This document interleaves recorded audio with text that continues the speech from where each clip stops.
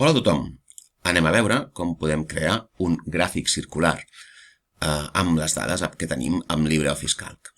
Per exemple, aquí tenim una quantitat de socis i vull fer un gràfic circular on en surtin els socis de cada població.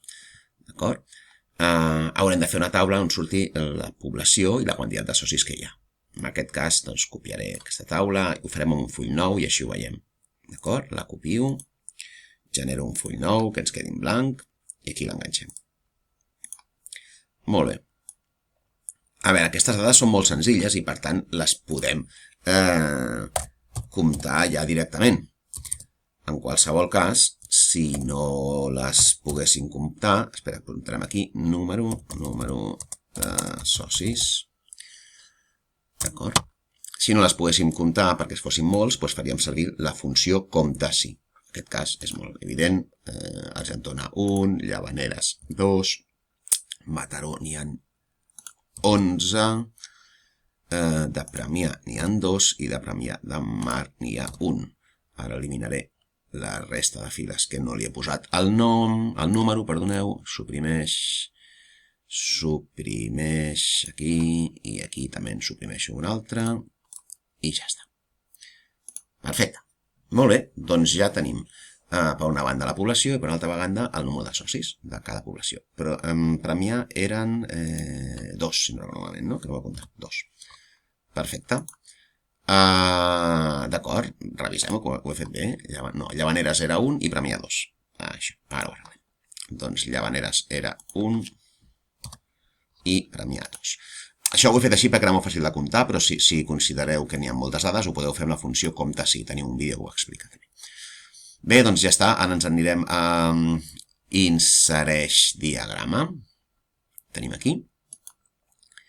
I li direm quin tipus de diagrama volem. Un de sectors circulars. Li podem aplicar l'efecte 3D.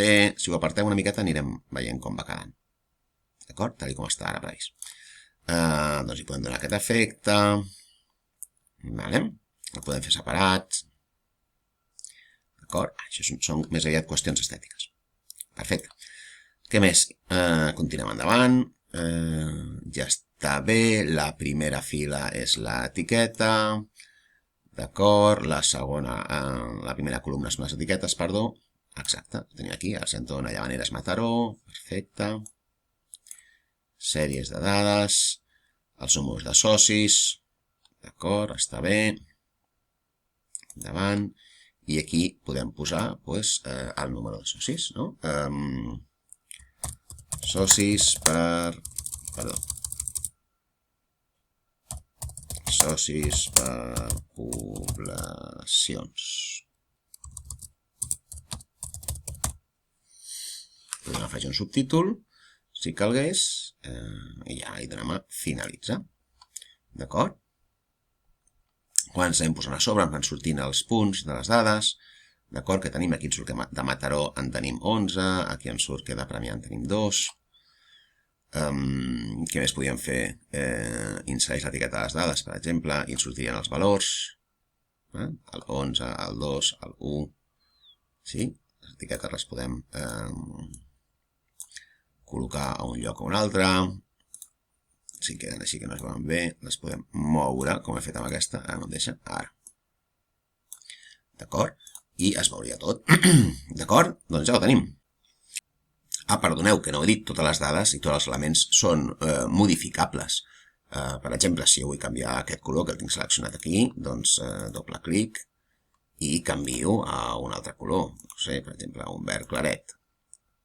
D'acord? I d'acord, me'l canvia, o el mateix em passaria en qualsevol altre element. Si vull canviar les etiquetes, doncs puc dir-los, per exemple, que estiguin en tant per cent, o puc canviar la tipografia perquè estigui en negreta i que sigui més gran. D'acord? Em canviaria tots els elements. D'acord? I així puc anar fent en qualsevol element. Puc modificar-lo, el format, etc. D'acord? Doncs ara sí, ja ho tenim.